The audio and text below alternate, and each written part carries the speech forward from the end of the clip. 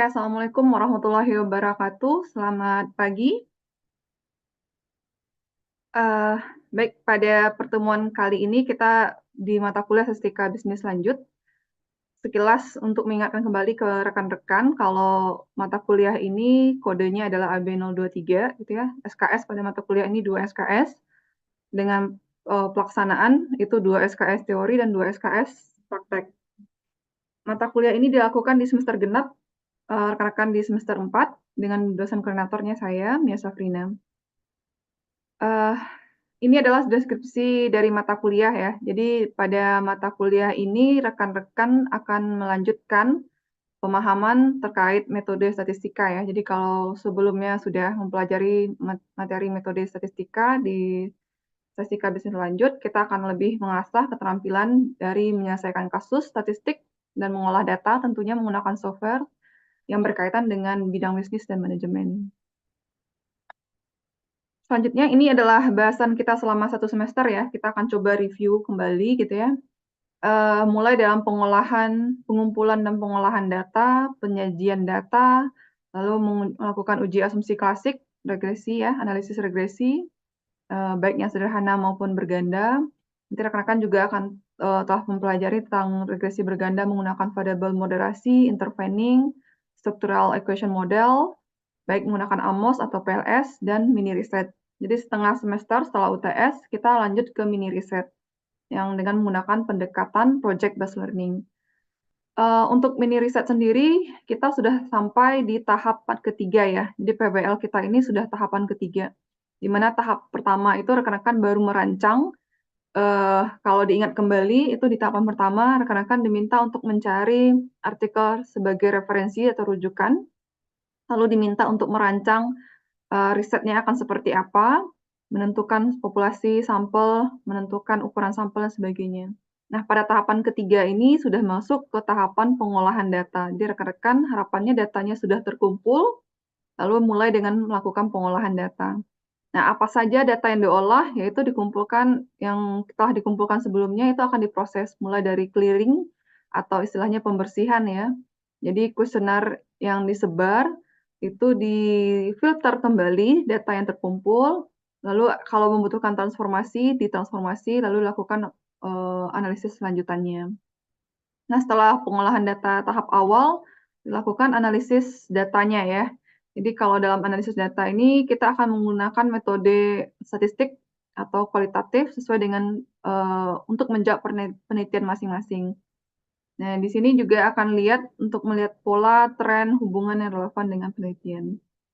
Nah, di tahapan ketiga nanti interpretasi hasil. Jadi rekan-rekan dari hasil analisisnya akan dicoba dirangkum, kita interpretasikan ya, bagaimana menyajikannya nanti dari hasil analisis data tersebut sehingga dapat menjawab dari pertanyaan penelitian yang dilakukan.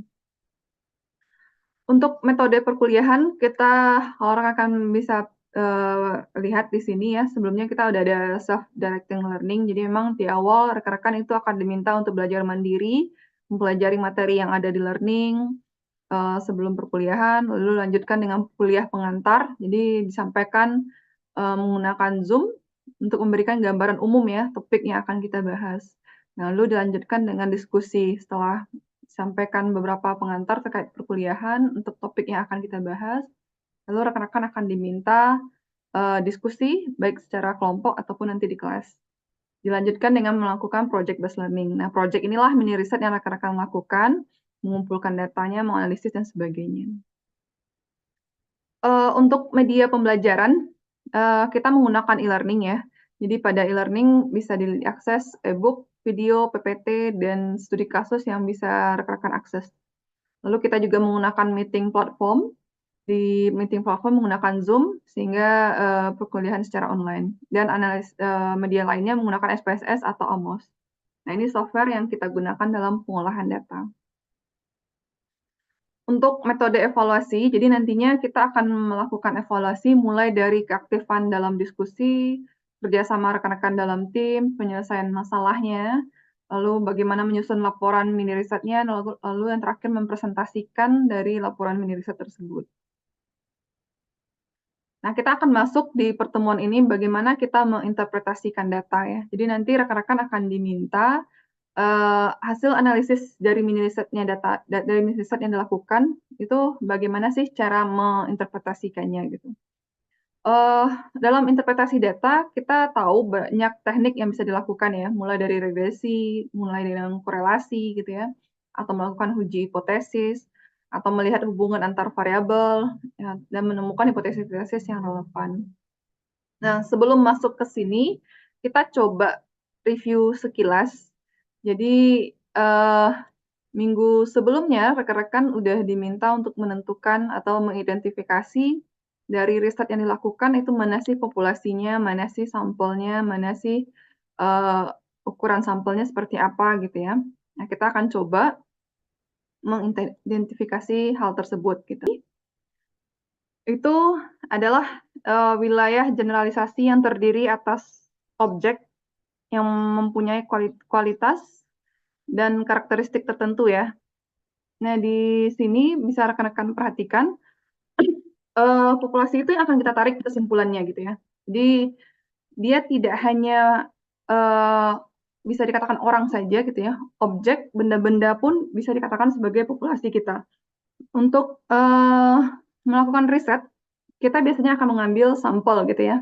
Nah, di sini sampel adalah bagian dari karakteristik yang akan dimiliki populasi, jadi sebagiannya saja gitu ya. Nah, kalau sampling sendiri itu proses bagaimana kita memilih dari unsur populasi tersebut gitu ya.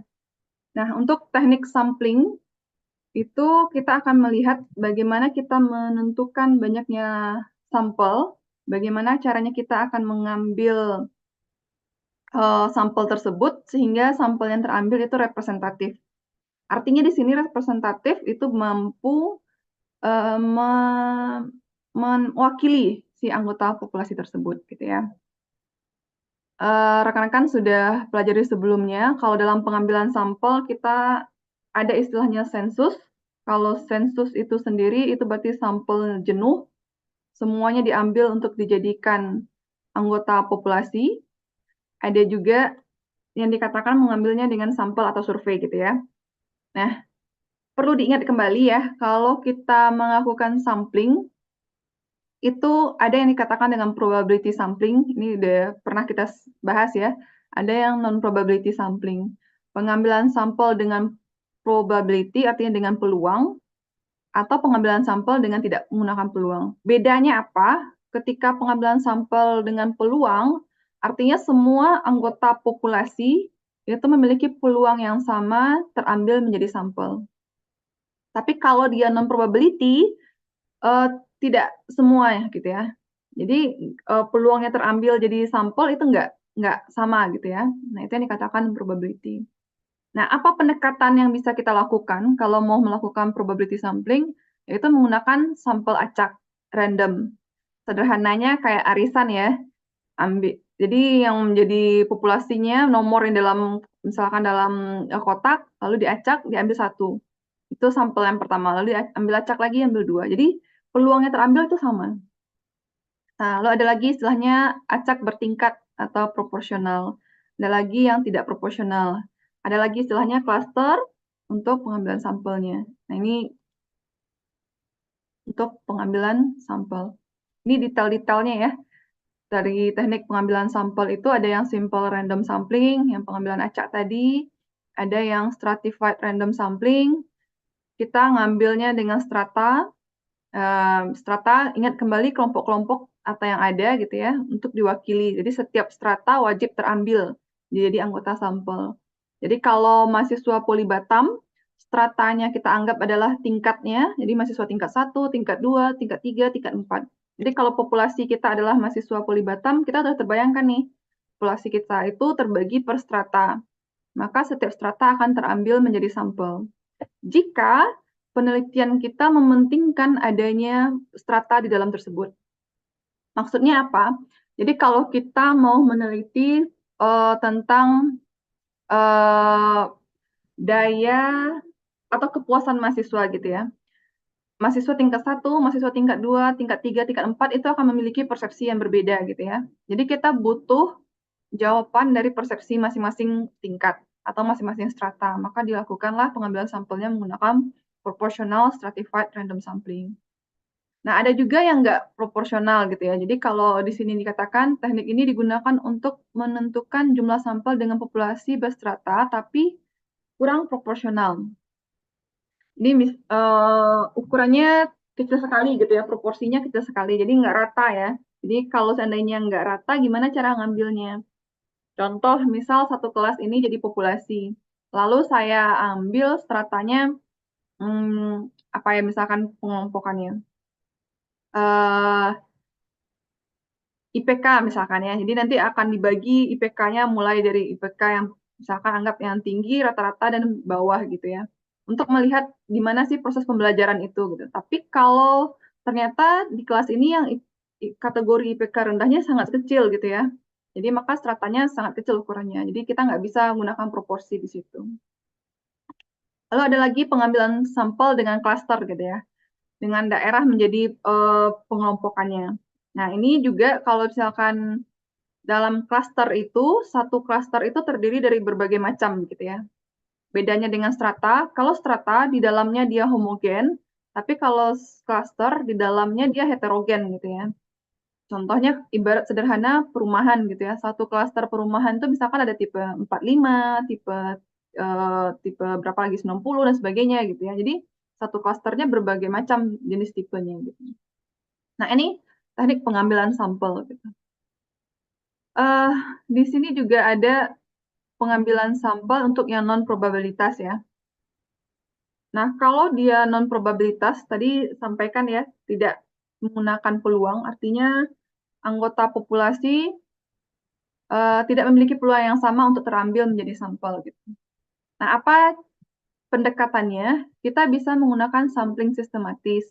Kalau maksudnya sampling sistematis ini, kita lakukan pengurutan, lalu diambillah sesuai urutan. Atau kita menggunakan sampling kuota. Pengambilan sampel dilakukan terhadap anggota populasi yang punya ciri-ciri tertentu. Jadi ada kuota yang diinginkan, berapa, cirinya seperti apa gitu ya. Sebelumnya juga ada istilahnya sampling insidental gitu ya. Kalau sampling insidental itu siapa saja yang kebetulan bertemu dengan peneliti dan digunakan dan sampel dan dianggap cocok. Contohnya insidental ini kalau kita ke swalayan atau ke mall gitu ya, tiba-tiba ada yang minta boleh nggak diisi kuesioner, boleh nggak diganggu nih isi ini sebagainya gitu, pendapat dan sebagainya, itu insidental. Atau kayak kita di rumah makan lalu dimintakan survei untuk mengisi data sebagainya, itu insidental namanya. Jadi siapa aja yang cocok maka diminta untuk mengumpulkan data. Nah, yang sering digunakan adalah purposive sampling gitu ya. Ketika non-probability, kenapa purposive? Karena pengambilan sampel tersebut dengan purpose, dengan tujuan gitu ya. Ada hal yang ingin dicapai gitu ya. Nah, biasanya kalau purposive sampling itu akan dilihat kriterianya apa gitu ya. Sampel yang kita ambil kriterianya akan bentuknya seperti apa gitu. Nah, dia dengan pertimbangan tertentu. Lalu ada lagi istilah sampling jenuh. Tadi sudah disampaikan ya, kalau sampling jenuh itu kita akan ngambil semua anggota populasi untuk dijadikan sampel. Ada lagi istilahnya snowball sampling, pengambilan sampel yang mula-mulanya kecil lalu akan diambil, dilihat lagi temannya sebagai apa gitu, snowball ya. Jadi kalau bola salju awalnya kecil gitu ya, lama-lama kan kalau dia menggelinding itu akan semakin besar gitu ya. Jadi biasanya snowball sampling ini dilakukan untuk kasus yang sulit ditemukan sampelnya gitu ya. Nah, ini digunakan snowball sampling. Nah, kemudian untuk menentukan ukuran sampel, jadi minggu lalu juga diminta ya rekan-rekan untuk mengidentifikasi. Ketika kita mau menentukan ukuran sampel, yang pertama itu kita tahu dulu ya, populasi kita itu ukurannya seperti apa. Diketahui atau tidak gitu ya. Kalau diketahui, berarti nanti akan gunakan rumusan yang ini. Kalau tidak diketahui, kita akan gunakan rumusan yang lain gitu ya. Lalu kita pilih taraf signifikan yang akan diinginkan. Taraf signifikansi itu adalah tingkat kepercayaan. Artinya apa? Rekan-rekan dengan mengambil sampel sebesar ini, harapannya data sampel tersebut bisa dipercaya untuk mengeneralisasi si populasi atau untuk memberikan kesimpulan si populasi sebesar berapa persen. Nah, biasanya ada 95%, 90%. Nah, maka itu nanti yang menjadi alfanya berarti adalah kalau 95%, berarti alfanya 5%. Artinya apa? Data yang kita kumpulkan itu 95% dapat kita percaya gitu ya, dapat kita anggap akan mewakili si populasi, tapi tidak menutup kemungkinan ada 5% error yang terjadi gitu ya. Nah, itu yang dikatakan alfanya tadi. Ini minggu lalu tuh ada hal yang saya highlight ya. Loh, kok itu alfanya 5% tapi signifikannya malahan 90% gitu ya. Jadi dia akan saling nggak bisa kayak gitu ya, karena dia prinsipnya 100% gitu ya. Jadi kalau 95% kita anggap bisa dipercaya, sisanya 5% adalah alfa yang mungkin terjadi gitu ya. Jadi kalau tingkat kepercayaan yang kita state adalah 90%, artinya sisanya 10% itu adalah error yang bisa terjadi gitu ya. Nah, itu untuk menentukannya. Ada 3 metode praktis ya. Ada istilahnya sini tabel, menggunakan tabel Krejci, ada menggunakan monogram Harry-King atau dengan rumus Slovin. Biasanya di kelompok sosial kita paling sering menggunakan Slovin ya. Ini flowchart-nya atau diagram alurnya ya. Jadi kita itu sebenarnya mau mendeteksi si populasi gitu ya. Yang mau kita duga itu adalah populasi. Nah, ada kalanya populasi tersebut terlalu besar atau ada kalanya populasi tersebut kalau diteliti secara keseluruhan merusak si populasi tersebut, atau kita punya keterbatasan baik dari segi waktu, tenaga, uang, dan sebagainya, maka dilakukanlah teknik sampling. Dari populasi yang ada diambil sampelnya gitu ya. Nah, untuk mengambil sampel tersebut dilakukan sampling, teknik pengambilan sampel. Nah, apa yang diperhatikan ketika kita mau mengambil sampel atau sampling, kita pilih dulu nih, mau probability sampling kah atau non-probability sampling kah? Riset kita itu memungkinkan kah kita lakukan probability atau non-probability? Secara hierarki, saya pernah tekankan ya, probability sampling itu lebih tinggi hierarkinya gitu ya. Cuma, ada keterbatasan, kita butuh frame-nya, kita butuh data si populasi. Nah, faktanya di lapangan, kita akan kesulitan ya untuk mendapatkan semua data populasi. Maka orang akan melakukan pendekatan dengan non-probability. Nah, ketika sudah memilih salah satu pendekatannya, lalu kita akan menentukan, oke, ukuran sampelnya berapa gitu ya, sini banyaknya sampel berapa. Lalu kita akan menggunakan teknik pengambilan sampelnya apa? Apakah kita menggunakan purposive, apakah kita akan menggunakan snowball, dan sebagainya. Udah ditentukan, maka kita akan ambil sampelnya. Sampel sudah dapat, maka kita akan kumpulkan data. Jadi kalau sampelnya sudah ketemu, nah kita akan kumpulkan datanya. Mengumpulkan datanya menggunakan instrumen yang kita buat gitu ya. Mereka kan sebelumnya sudah diminta untuk membuat instrumen, baik itu kuesioner atau ada yang menggunakan observasi dan sebagainya, itu bentuk instrumen yang dilakukan. Setelah dikumpulkan data, kita punya data yang terkumpul itu adalah data sampel ya.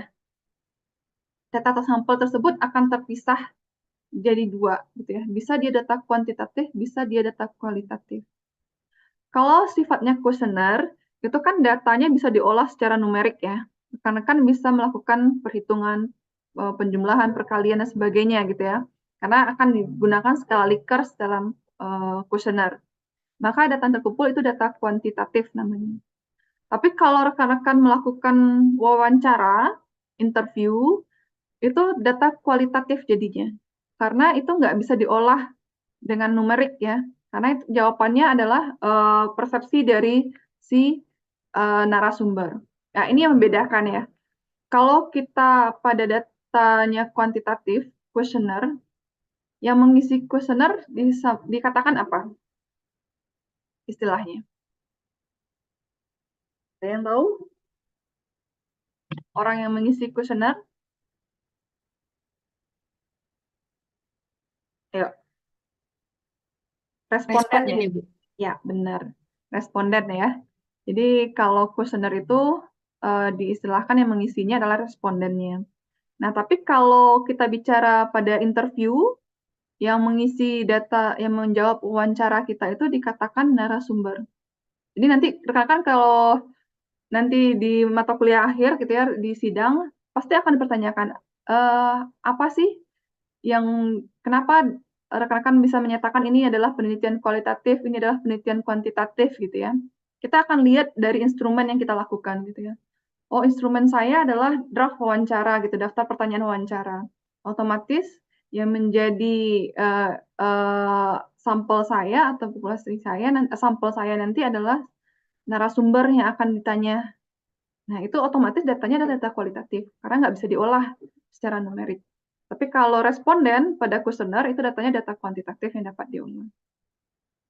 Nah, kemudian setelah kita lakukan pengolahan data, menyesuaikan ya. Jadi kalau datanya data kuantitatif, silahkan diolah dengan pengolahan analisis kuantitatif. Kalau datanya kualitatif, kita akan menggunakan analisis kualitatif. Lalu ditarik kesimpulan, maka itulah yang jadi kesimpulan populasi. Nah, rekan-rekan di minggu ini sudah sampai ke tahap pengolahan data harapannya ya. Tapi sebelum itu saya mau coba review dulu sekilas. Untuk setiap kelompok ya, bisa ditampilkan hasil identifikasi dari mini project-nya. Sebentar ya, Bu. Oke, Izin share screen ya, Ibu. oke, silahkan. Oke, untuk instrumen penilaian kami atau kuesioner data sekunder atau gambaran instrumen. Instrumen penelitian yang digunakan dalam riset ini adalah kuesioner yang dirancang khusus untuk mengumpulkan data mengenai preferensi pelanggan. Selanjutnya adalah tentukan populasi. Nah, populasi penelitian ini mencakup semua pelanggan yang berinteraksi dan melakukan pembelian melalui akun Instagram Trade by Trade. Ada teknik pengambilan sampel, probability sampling atau non-probability sampling. Sampel penelitian ini diambil dengan menggunakan metode non-probability sampling, khususnya dengan jenis purposive sampling.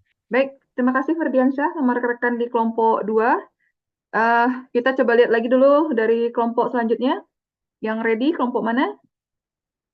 Kelompok 5 boleh, Bu. Boleh, silahkan.